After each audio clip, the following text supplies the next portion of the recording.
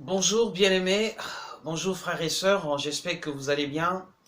Je suis très ravi de vous retrouver aujourd'hui par cette vidéo. Par la grâce de Dieu, nous allons parler de la paix et de la justice, bien-aimés. Et nous avons vu des voix s'élever dans le monde entier, vu ce qui se passe aux États-Unis, bien-aimés. Par la grâce de Dieu, nous allons essayer de comprendre, est-ce possible de vivre la paix? Est-ce possible de vivre la justice dans ce monde? Et comme on est des chrétiens, nous allons bien sûr retourner dans la Bible pour essayer justement de comprendre ce qui se passe aujourd'hui. Mais bien aimé, avant de développer ce sujet, si tu n'es pas encore abonné à ma chaîne YouTube et que c'est ta première fois que tu tombes sur cette vidéo, je te demande de t'abonner là maintenant. Tu cliques sur s'abonner et également sur la cloche pour recevoir toutes les notifications à chaque fois que je mettrai une nouvelle vidéo, bien-aimé. Alors, nous allons parler de la justice, bien-aimé. Voilà des gens qui crient justice, justice, paix. Est-ce possible dans ce monde de méchants? Est-ce possible dans ce monde qui est tenu par le diable et ses agents de vivre la paix, bien-aimé? Nous allons voir quelle est la paix que le Seigneur nous a laissée. Est-ce ce pseudo de paix que le monde crie depuis plus de 70 ans? Est-ce ce pseudo de paix et de justice que ce monde, par ses organisations, crie? Bien-aimés, nous allons comprendre quelle est la paix que le Seigneur nous a laissée. Bien-aimés, nous allons lire dans la parole du Seigneur. La Bible dit ceci dans Jean 14, verset 27. Je vous laisse la paix. Je vous donne ma paix. Je ne vous donne pas comme le monde donne. Voilà, bien-aimés. La Bible dit ici que Jésus-Christ nous a donné sa paix et il ne nous la donne pas comme le monde nous donne, bien-aimés. Avant de développer, vous savez, ce monde au sorti des deux grandes guerres, n'est-ce pas, de 1913 et 1945, bien-aimés, ils se sont décidés, n'est-ce pas, de construire une organisation qui devait veiller sur la paix et la sécurité du monde. Mais depuis plus de 70 ans, bien-aimés, qu'est-ce que nous remarquons? Que la paix en question n'y existe pas. Et la paix en question, les hommes ne trouvent pas. Si on peut définir, bien-aimés, la paix, selon le dictionnaire, n'est-ce pas? Selon le dictionnaire, la paix est un concept qui désigne un état de calme, d'accord?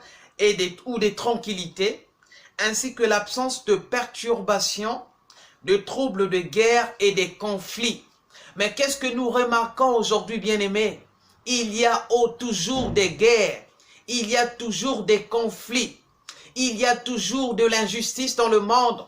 Depuis qu'ils ont crié abolition, n'est-ce pas, de la traite négrière, depuis qu'ils ont, n'est-ce pas, publié, n'est-ce pas, les droits de l'homme. Mais malgré tout ceci, nous remarquons que le monde est toujours dans l'inégalité, dans l'injustice. Pourquoi ceci, bien-aimés? Parce que la paix que veut donner ce monde n'est pas cette paix que Jésus-Christ nous a laissée. Or, il n'y a véritable paix qu'en Jésus-Christ, bien-aimé. Or, il n'y a véritable justice qu'en Jésus-Christ. Ceux de ce monde, bien-aimés, ne parlent que de pseudo-justice, ne parlent que de pseudo-paix, bien-aimés. Ils vous parleront que nous sommes égaux. Ils vous diront que nous sommes égaux en dignité et en droit. Mais en réalité, il y a toujours des inégalités. Pourquoi? Parce que le monde ne peut donner de justice.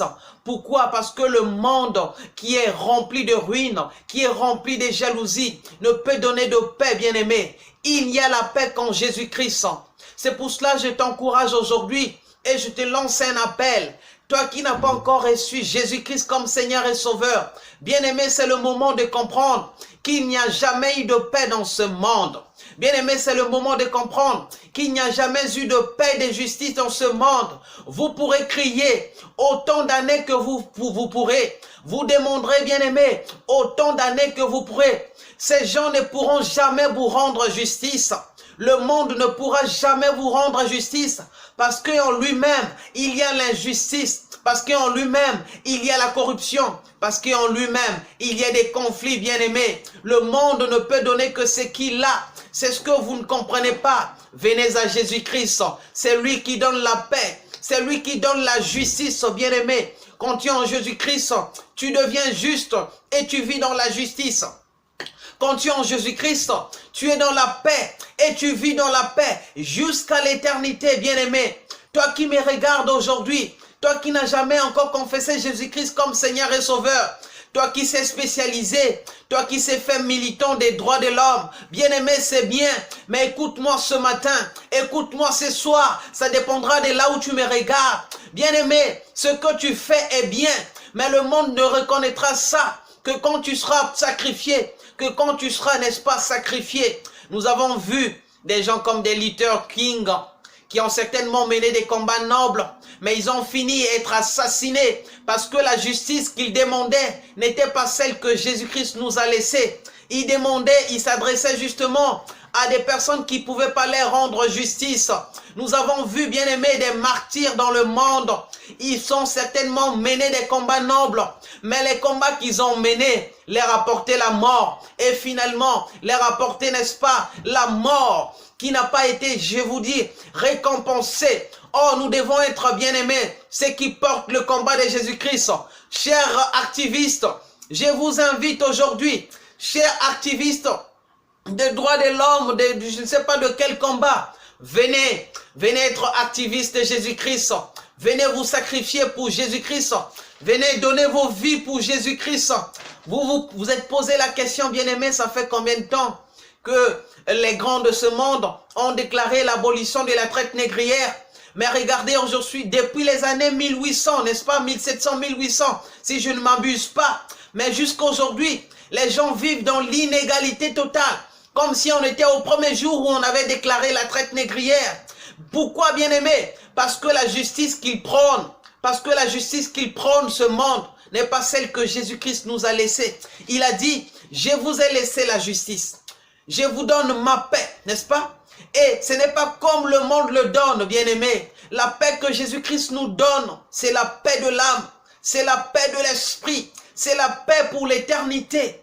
Oh, bien-aimé, jusqu'à aujourd'hui, nous sommes en train de vivre dans les inégalités parce que ce monde ne peut que donner ce qu'il a. Ce monde n'a que l'injustice. Le monde ne va que opposer les hommes. Regardez, depuis tant d'années, il n'y a que opposition entre les hommes. Il n'y a que opposition entre les hommes dans le monde parce que c'est ce qu'est le monde, bien-aimé. Toi qui me regardes aujourd'hui, je t'en conjure par la compassion du Seigneur. Je t'en conjure par les compassions de notre Seigneur Jésus-Christ qui a donné sa vie pour nous, pour toi et moi. Il n'y a que Jésus-Christ qui a réconcilié les hommes avec Dieu. Ce monde ne pourra jamais nous réconcilier.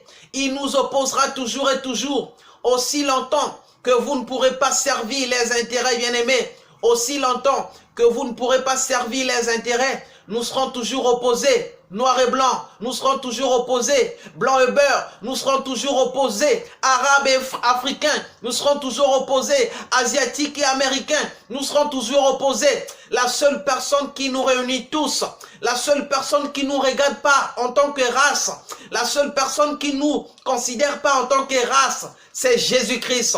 Venez en Jésus-Christ, bien-aimés. Je voudrais lancer cet appel aujourd'hui.